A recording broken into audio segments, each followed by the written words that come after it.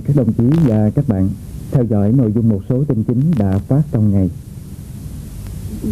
Đồng chí Võ Trần Chí, Ủy viên Bộ Chính trị, Bí thư Thành ủy Thành phố Hồ Chí Minh đã tiếp thân mật ông Murat Laszlo, Tổng lãnh sự Hungary, nhân dịp ông về nhận nhiệm vụ Tổng lãnh sự mới tại Thành phố Hồ Chí Minh. Ngày 26 tháng Giêng, đồng chí Trương Tấn Sang, Ủy viên Trung ương Đảng, Chủ tịch Ủy ban nhân dân Thành phố Hồ Chí Minh đã tiếp ông Katsunari Suzuki, đại sứ Nhật Bản, nhân dịp ông vừa nhận chức đại sứ tại Việt Nam.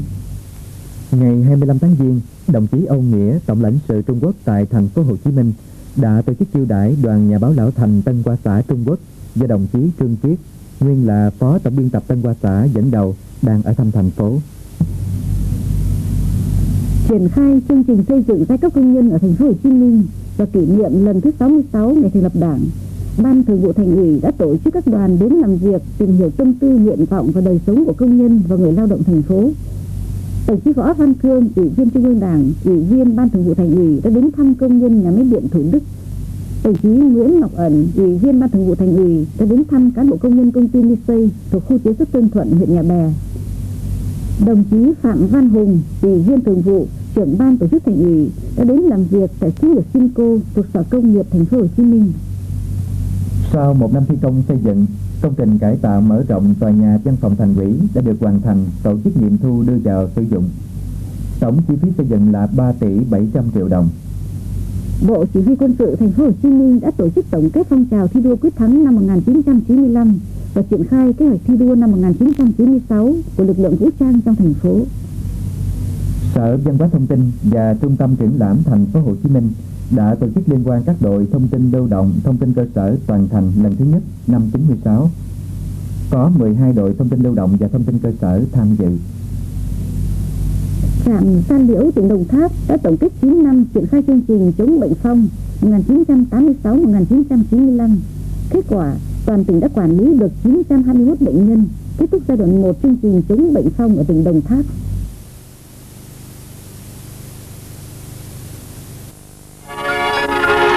Các bạn thân mến, chương trình truyền hình sáng mai trên kênh 7 Chủ nhật 28 tháng Giêng gồm có 6 giờ 2 phút tập thể dục buổi sáng, 6 giờ 13 phút bản tin tiếng nước ngoài, phim hoạt hình Nô đùa cùng bố, 7 giờ tin trong nước, tin thế giới, phóng sự điều tra niềm tin, tiến tới dân giàu nước mạnh, chiếu phim truyện Trung Quốc Tam Quốc diễn nghĩa tập 13, 14, câu lạc bộ thể thao quần vợt Úc mở rộng Nguyên Anh hạng nặng Mỹ, chiếu phim truyện Anh Cuộc phiêu lưu của con Tuấn Mã tập 15, 16, 11 giờ 30 phút tin trong nước, tin thế giới, ca nhạc giai điệu bốn phương. Trên kênh chính gồm có 6 giờ 2 phút tập thể dục buổi sáng, 6 giờ 20 phút tin trong nước, tin thế giới, 6 giờ 40 phút kể chuyện em nghe, gấu qua cầu, câu lạc bộ thể thao bóng đá thế giới, Việt Nam đất nước con người, nghề gỗ mỹ nghệ ở Thành phố Hồ Chí Minh, dạy tiếng Pháp bài chính, sân khấu với vợ cải lương, đâu là hạnh phúc. Các bạn thân mến, chương trình truyền hình tối nay đến đây là hết. Hẹn gặp lại các bạn trong chương trình truyền hình sáng mai bắt đầu lúc 6 giờ. Sau đây, mời các bạn theo dõi bản tin tiếng nước ngoài.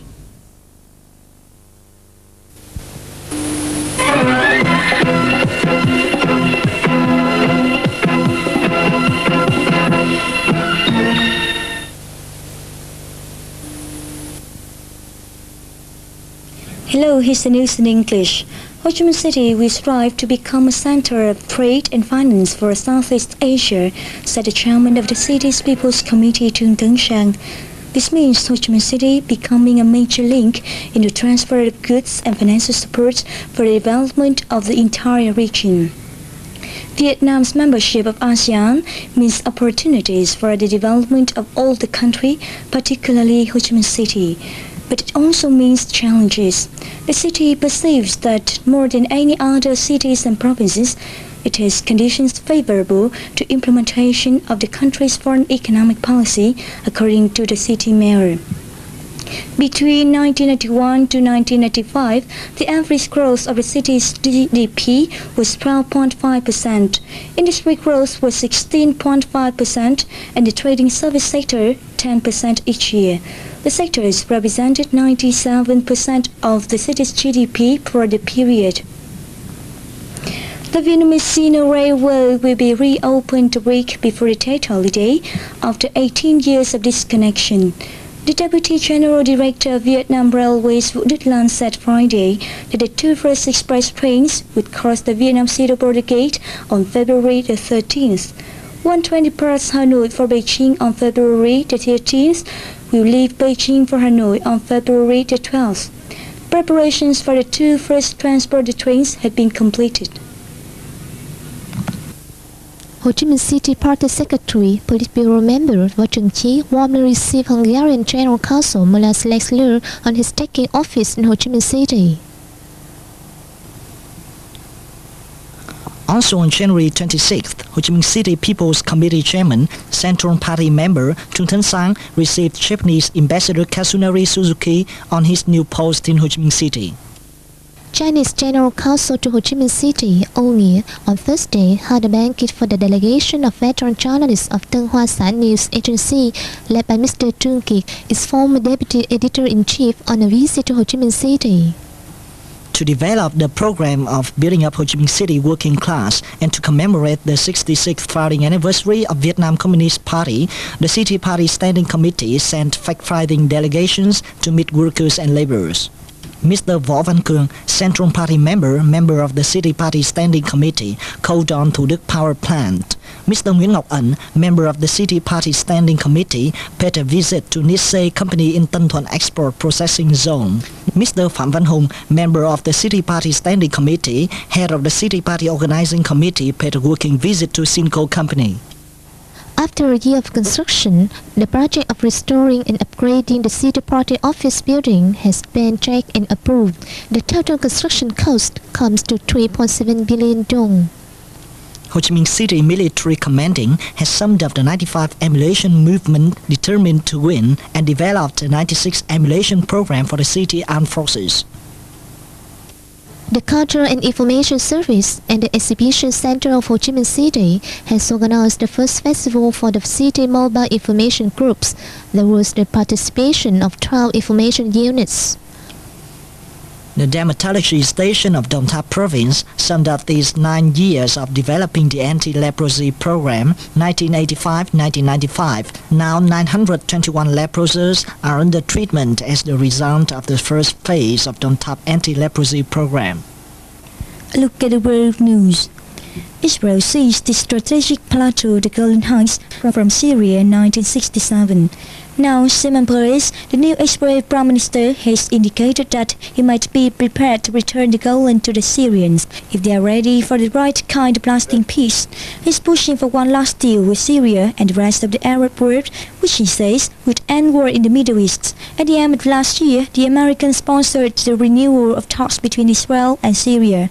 Afterwards, both sets of negotiators said they were happy about the way it was going, although even the glimmer of a deal is still a long way off. Grant Christopher, the American Secretary of State, will meet the Israeli Prime Minister Saturday to try and move the process forward. An overall Middle East peace settlement is now Washington's highest diplomatic priority.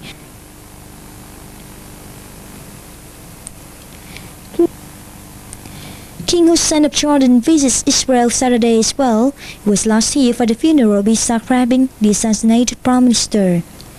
If Shimon Peres really does give the Golan back to Syria, he risks deepening the split in Israel that led to Mr. Rabin's murder.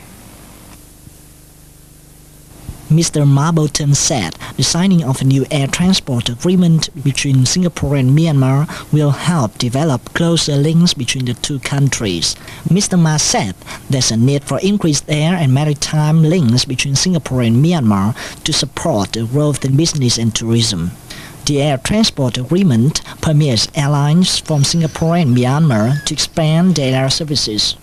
Mr. Ma said Mandalay, Myanmar's second largest city, can serve as another gateway to Myanmar for silk air when the Mandalay airport is ready in 3 years. The communications minister also said the development of the Thilawa port by a Singapore investor will promote greater trade linkages between Singapore and Myanmar.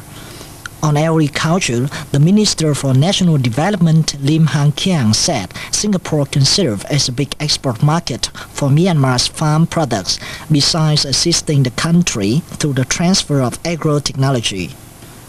Both parties discussed ways to enhance greater bilateral cooperation through the projects identified by the Joint Ministerial Working Committee meeting, which took place 3 days ago.